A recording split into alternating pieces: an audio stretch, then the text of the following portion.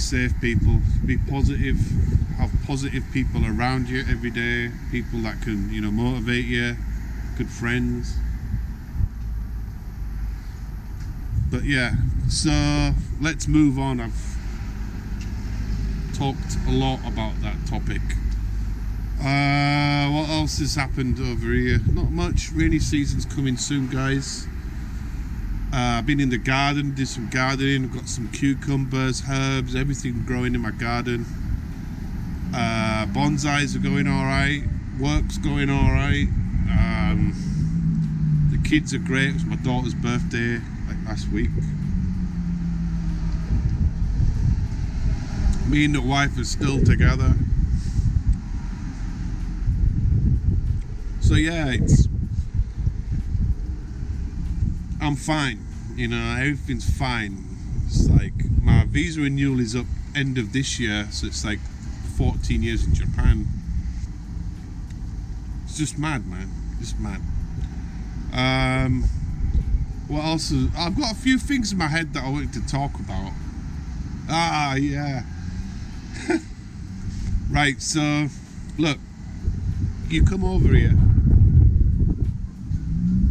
Japan, and you're young, you're 25, you're 30, you've come out of university or whatever, I don't know.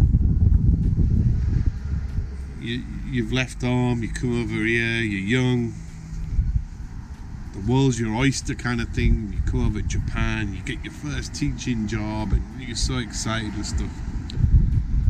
I was the same, and I look back on pictures of myself, my first schools, and when I was skinny, withdrawn,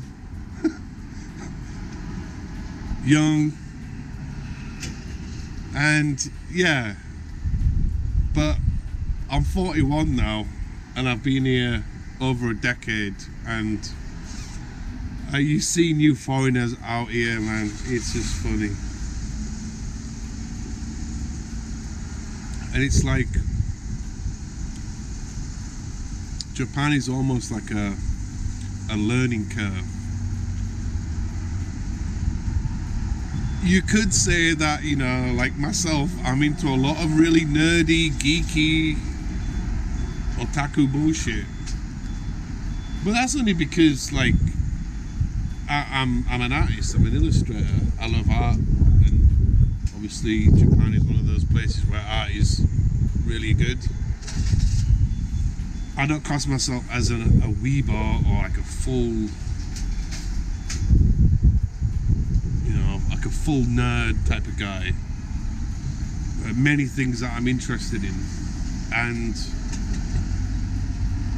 I just see a lot of these weeber type people coming over here. Young guys, fresh off the boat, dimwits, people with something to prove, and and I'm just glad that I've kind of like matured like a fine vintage wine, where I'm at the point now where I just don't care about anything anymore. And I've noticed that, with a lot of young people, the young generation, this is Japanese people as well, people like to prove themselves. There's nothing wrong in doing that, right? There's nothing wrong in doing that, but as you get older, you start to see the light. You start to see things more objectively, and you see things as like, I don't need to prove myself anymore. I don't need to be this person anymore, because you understand life a little bit better through the good times and the bad times. You start to mature, you start to understand people a little bit better, you start to level out, so to speak. And I'm just glad that I'm not like in my mid-20s or 30s anymore, where I was just like a complete cock end. I just don't have anything to prove anymore. And do you know what? Like, I'm in my 40s now, and it's kind of like comforting to feel like that. Yes, I do my work. Yes, I got work. But I'm not going to be like slogging my guts out or trying to like overly impress people. sucking up, so to speak, and just like, I'm better than you. And it's like, I feel that there's a lot of this going on in the world right now, and it's like, I'm at the point in my life where I just don't care anymore. I just don't care about this shit. I have nothing to prove to anybody. Of course, I'm saying, you should do your shit. You should be, doing your work and doing stuff and being a positive person or whatnot, and, eager to please. But for me, living in Japan, it can be a bit like, I don't know, I'm sure it happens in Western countries as well, but when I look down, like, at these younger kids, it's like, oh man, dude, chill the fuck out. It's like, what is this proving, man? It's like myself, and I think this is where I get my, how do I say it? I'm a little bit more humble, a lot more humble when it comes down to my photography, my artwork, right? People say, Darren, you have amazing talent, you have amazing skills. I'm not one of these people that goes, of course I post up on SNS, I post up on Instagram, but it's an expression of what I want to show people, whether it be through art or through photography. And I know I'm not the best photographer, I know I'm not the best artist, but it's a form of expression and I want to show people that. And if people think that I have skills or I'm quote unquote talented, and that's great. That's an absolute amazing response that I could ever have from my friends and people around the world that see my artwork and whatnot. But I'm one of these artists, and there's many of us out there like this, that are like very underground, very subtle, like what, Darren, why don't you set up like your own illustration Instagram account, or great, everybody does it. But do you know what? I like keeping a lot of shit to myself. I don't go over stuff, but maybe that's a downside to my personality, is that I wouldn't say I was shy, it's just that I don't know, some people can be really pretentious and really like stuck up, it's like Derek Steining, right? Google him. Derek is an amazing artist and he has model kits. Adam Savage built one of his kits. I messaged him the other day and he responded back to it, thanks Darren. And this guy is an absolute legend. Bye. The guy's an absolute legend. His artwork is phenomenal. His books are amazing. The model kits that they produce, I don't know, Michael out in Mechanica Industria, is that right, Michael? What are you doing? Amazing. And he's just a full-on cool dude. Like, he's one of these people that has, he has nothing to prove to anybody. He's not pretentious like many artists that I try to like send a message to. And he's just like, oh Darren, thank you very much.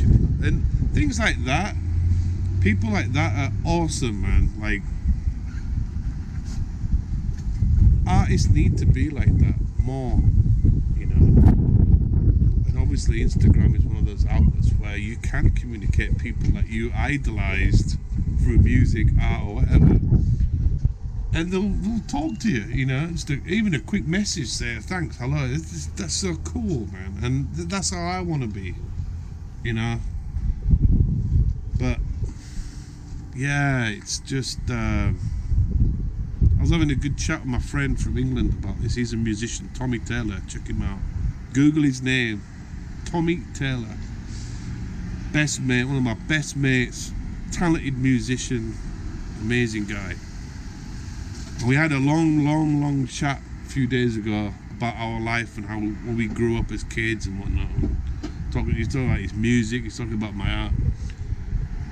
And we've both come to that point in our lives where we've actually achieved this goal where people look at us like, give us respect, and people admire us for whatever we do. It's amazing, you know. I don't need to be on a YouTube platform to show my artwork, which, you know, people should say, oh, Darren, you should. I have skills, like most people, but I don't jam it or throw it in people's faces, you know, because it's just not me.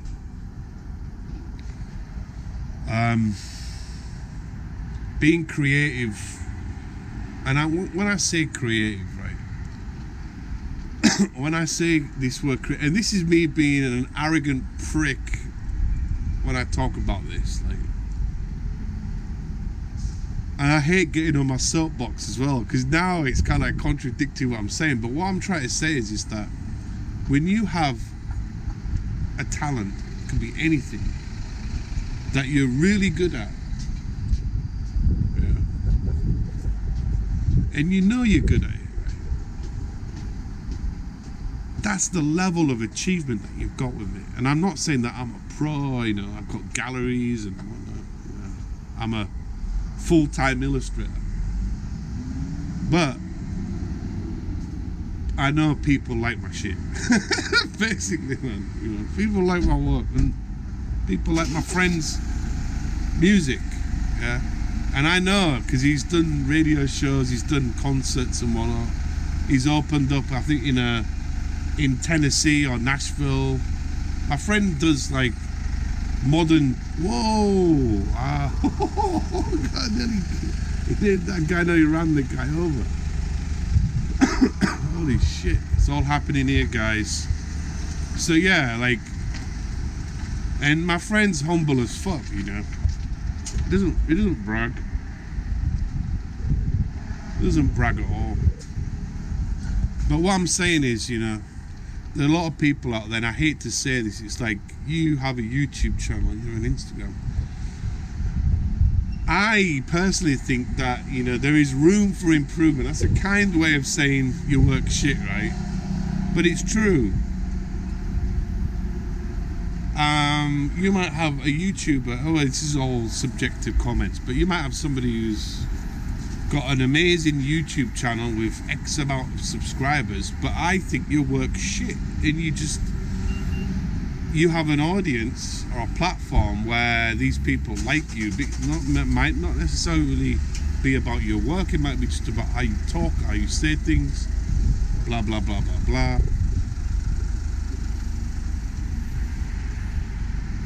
You know,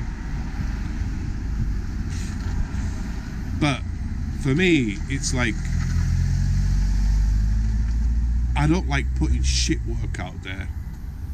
I'm a perfectionist. I like doing things methodically through a process where at the end of it, and this is true of many artists, it's like I'm never really 100% happy in what I do, but I do know that people really like it, so I know that, well, okay, I did a good job and I can put it out, even though there are some things that I don't like, but still it's worthy of like putting it out there. And it's like, I see a lot of bullshit, man. Just making random shit, doing random videos, and I'm just like, man, somebody needs to tell you that's shit. And it's happened to me many times. Some people are like, oh, Darren, you know, that diorama is shit, or Darren, this video's crap, Darren, that art is crap, or Darren, this photo is out of focus, you can do better. And it's shit like that I love, when people get honest with me and not sugarcoating crap or brown nosing me, because that's how you will never ever ever succeed, when you have people that just jump on you and, oh, your work's amazing. It's like, great, but really, is it? Like, do you feel comfortable? Yeah, but I do it for me. And I'm like, well, that's fine, but you know, there's a guy that I follow, Luca, on I Explore. He's a foreigner, lives in Japan. He's got his own little business. He's a freelance photographer, and he does photography tours in Tokyo. And I'll never forget this. His co-partner, I think he's his co-investor, his guy from France, what his name.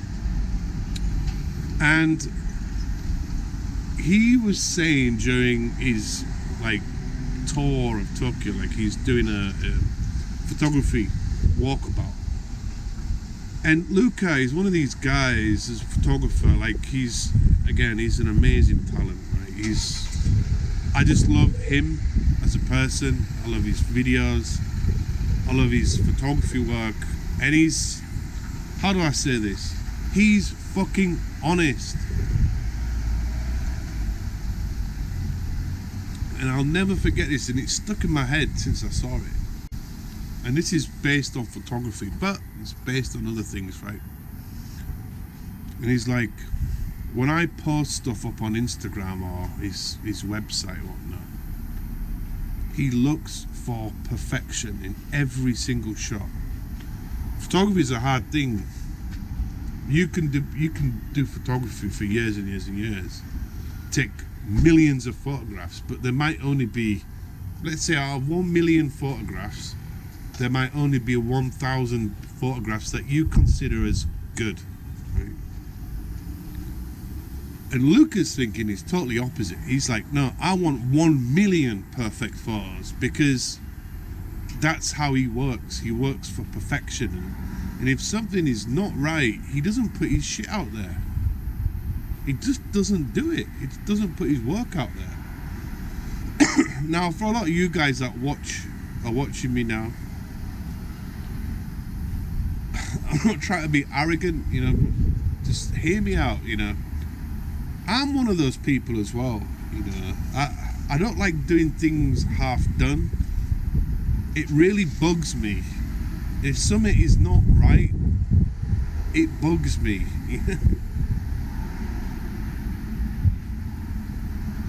And there are too many people out there that just put out shit. It doesn't matter what it is. It could be art, photography, YouTube, model kits, whatever. That I know 100% that they didn't really put effort into it. They're just doing it for the uploads and for the response. But I'm not saying everybody's a Picasso and not everybody's Derek Steining or you do the best you can, right? And you learn. It's a whole learning process, like with anything. But I think people need to have this kind of mindset that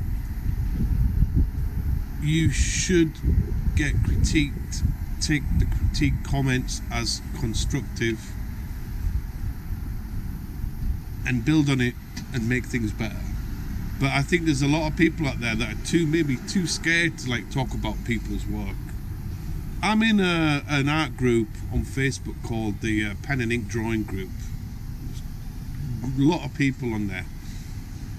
I'm one of the guys that's kind of hot at the moment, and there's me and a few other people. There's people that can draw or produce pen and ink rendering way better than me, and when I see their work, I'm like, bro, that's so cool, amazing. But there's also a lot of people there that are just starting out, or people that put work out. And because I think I had over 500 comments on my artwork from random people across the world, each continent nearly, because I knew when I put that artwork up, that was the best that I could do, and I knew it was one of my best pieces that I'll have to throw it up on another video. But what I'm saying is I contacted or critiqued a few people's work last night. There was a woman, and she said oh, this is my first time I've posted up in this group. I think she did some building. I don't know what part of the world she was from, and she did this picture of this beautiful building, an old architectural building. And when I looked at it, I was like, oh wow, you've really nailed the actual kind of composition, the perspective. and the feel of the picture. It wasn't like the best thing I've ever seen, but as a beginner, like, she's got skills, and like I would struggle drawing that, and I was like, oh wow, you know, it's really good that you've got all the lines, the perspective, you've got all like the structure of the building like spot on. The only thing that she lacked was that she didn't do any, I would say, real tone work, and that's because she did some really weird like diagonal lines, and that was it, and some other little bits, some other markings that we in pen and ink rendering we do, but generally cross hatching or pattern making, to get tones you have to cross hatch. The more lines you make, the more shadow. Less lines, less shadow. Different techniques on how to do it, curves, dots, patterns, tiling, everything. And I said to her last night, I said, you know, I think your picture's really good and you're a beginner, it's great, it's a good start, but have a look at some pen and ink rendering techniques. And she replied back and said, oh, thank you, Darren, so much, and I'll have a try out. And she was like, I was scared about going in too deep with it, kind of thing. And I get what she was saying, because as artists, you tend to get very kind of like stiff, and you don't try new things. But without trying new things, you'll never learn art properly, because you have to try different techniques. This is pure and simple. So anyway, what I'm saying is, she replied back. She said, thank you, Darren, for the feedback and advice. And that's what I'm talking about. Like, when people are really cool like that, they can take constructive advice, and maybe, you know, I helped her. Maybe on her next picture she'll challenge herself to work with more shadow and tone and stuff like that, you know. And it's stuff like that, comments like that help people. And you know, like, I've not been rambling on about modelling groups and modelers on YouTube who fuck. When you're in this atmosphere of like YouTube and you get trolls, I get trolls. I got a troll the other week, man. He complained that I had a goat and I was wearing a lumberjack shirt. I was like, oh, okay, man. Okay.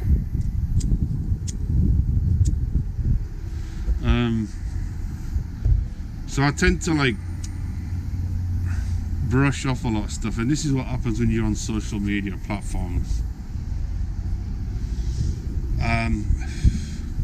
But there are some good platforms out there for people to give advice, and I think if you're on Facebook, if you're in a group, I mean, give advice in a way that's like you're not going to hurt somebody, right? Give it in a constructive way. But like, there are too many trolls out there that just kill me.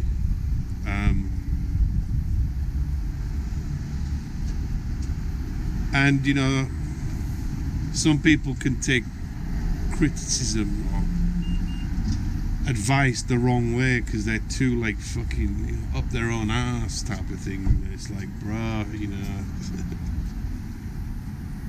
But some people just don't want to listen, man. And this is what I've learned in life. You got to listen. I was arrogant a lot, but now I've changed. I've started to listen to a lot of stuff, you know. Because learning is important, and developing, and,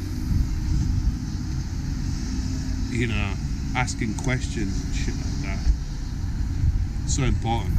But we live in a day and age now, everyone's just so fucking arrogant. Up themselves. I know more than you, I'm better than you. It's like, fuck off, man. You're not better than me, mate. I can tell you that for now. So anyway, that's my long spiel about that. We're getting on to 40 minutes, guys. It's going to be a long video. Big shout out to Lars as well. We made a nice comment on my stuff. I did have something else I was going to talk about. The Japan news. I think they're opening up the borders. We still have to wear these ridiculous masks, which I'm not wearing one now. I think things are improving over here a little bit more. There was actually a case study a few weeks ago that so let me finish the story. Case study again. This happens all the time. The population of Japan is decreasing because we're talking about youth before, right? These young people want to get good jobs and have a career and stuff like that, which I totally understand. I'm kind of a little bit on the fence with all that, especially in Japan. But the problem is that you have an aging population, and then you have no youth. So that means when I get old, because I pay state pension here, when I get to my old if I get to retirement age, I'll have no money because there's no youth. It was my daughter's age. She's like 5. She'll be 20 in 15 years. I'll be like 55, 60. So it's like me and my wife, we carries 38, I think. Yeah. No, 39. Sorry. We had kids quite late. So what I'm saying is that if the population is decreased like it has, Japan's going to be in the shit. I mean, most countries have problems with state pensions anyway, but Japan is even more worrying. And this has been around, this problem has been around for a long time. I think this was even when I was here, or before that. And this is the problem that Japan has. This is kind of weird, right? It's a double-edged sword. Japanese people live longer because they eat healthy, they look after themselves. It's kind of weird because they work insane hours and drink every night. But you have an aging population where you're living past the fucking 100 years old. So basically all our money for like my age is going to them. So if you're like 90 years old now in Japan, if you're Japanese, then you're having a good time. But when I get to 90, fuck man. And also as well,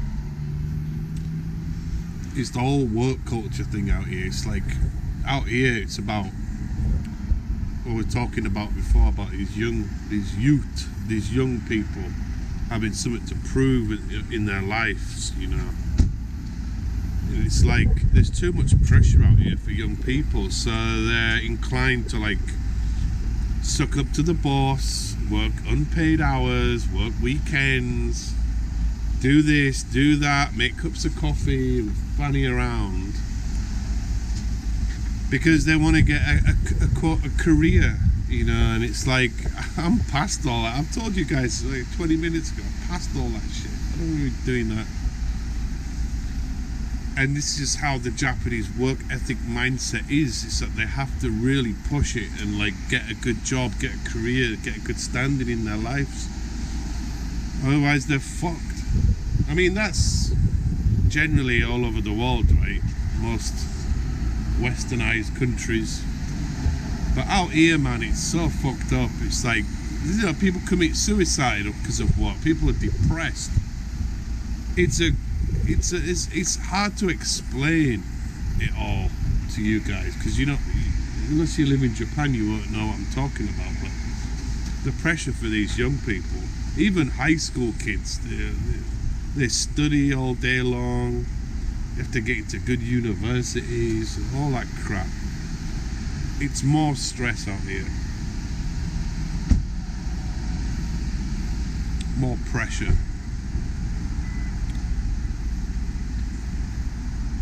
Because how it works here is that, and this is a problem, like where Japan's infrastructure work-wise, it's like this is why they've got all these open borders to Vietnam and China, because all these low-paid workers Japanese need to fill spots in like what I would say, blue-collar jobs.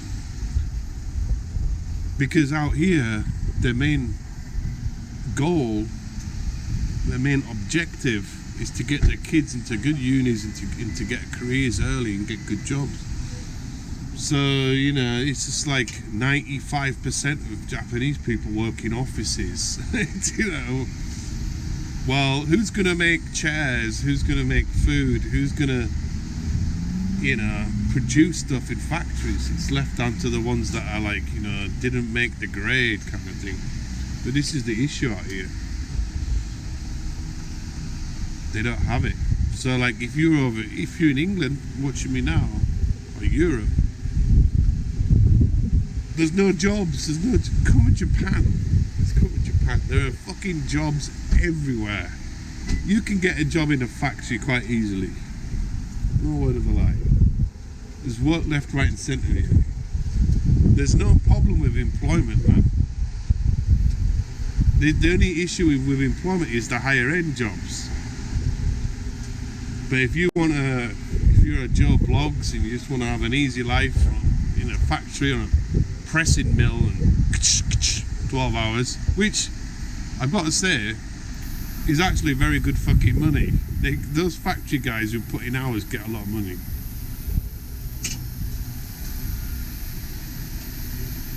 It's hard work, but these people don't have time to spend their money. They save money.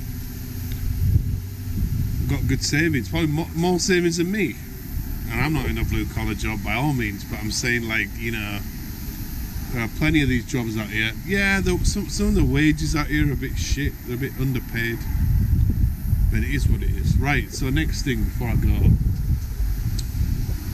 this is a video that's going to be over an hour, so if you're watching this now and you got through to this timeline, too late for me to say grab a coffee, right? So just recently, I got into mycology, the study of mushrooms. So I've been a big fan of mushroom photography for a good year, but never proceeded in taking it any further. But now that I have some equipment that I can do good photography with, I've got into mushrooms. I've got a book on poisonous mushrooms of Japan recently. So me and the wife, she's just booked it today actually. We're on a 3-day trip to Mount Takao in Tokyo. It's like kind of like on the outer skirts of Tokyo. It's loads of mountains and shit like that. And hopefully we're gonna go mushroom picking. Now I know some of you guys, you've got kids, it's dangerous. Well, I've been watching, constantly reading up on stuff about the whole kind of educational stuff that we teach our kids about not picking mushrooms, right? I'm sure all of you watching now, whether it be you were in school and your parents said, like, never pick up mushrooms, don't eat mushrooms in the wild. And I think it's this kind of fear that we all had as kids. I know I had it. There's nothing wrong in picking up mushrooms. It's just the fact of you eating the fucking things. So I really got myself into it. I'm thinking of some ideas already. I've been looking at like light setups and what I'm going to use. I mean, I took a few pictures last weekend. They weren't very good. It could be better. I'm following a few YouTubers that are into the science of mushrooms. And yeah, it's a new chapter. It's something I want to get into. There's lots of avenues I really want to get into. Like, I really want to start doing some watercolor, take specimens, document them, photograph them, paint them. I mean, as in watercolor. And just, I've already started actually last week, guys. It's been really interesting. And for you guys that are watching me now think that I'm absolutely insane, nuts, crazy, that's probably true. But yeah, it's really mind-blowing. Once you guys look up on mushrooms, mycelia and stuff like that, man, it's really fucking mind-blowing. I mean, I didn't really know about this till like a few years ago. I think it's the guy Paul Stamets. He's a mad guy. He's one of the biggest like kind of celebrities of the mushroom world.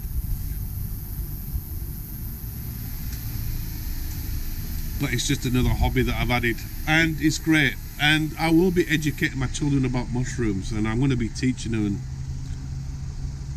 just, you know, education, right?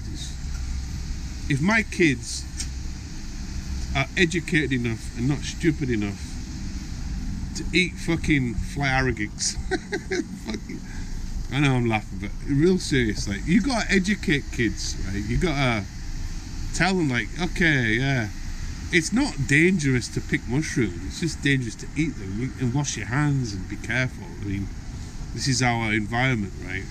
But the fact of like, oh, you shouldn't pick them all, you shouldn't touch them, is a lot of bollocks, a lot of nonsense, right? And it's a fact of like educating kids nowadays about what's good and bad, right? So we'll leave it on that. I'm a little bit tipsy. I've had 2 cans, see, because I've stopped drinking. 2 is enough.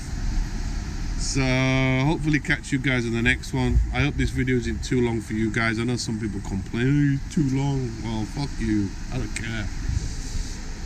I'm gonna sign out, and I'll talk to you guys later. Peace. TMD out. One love, man.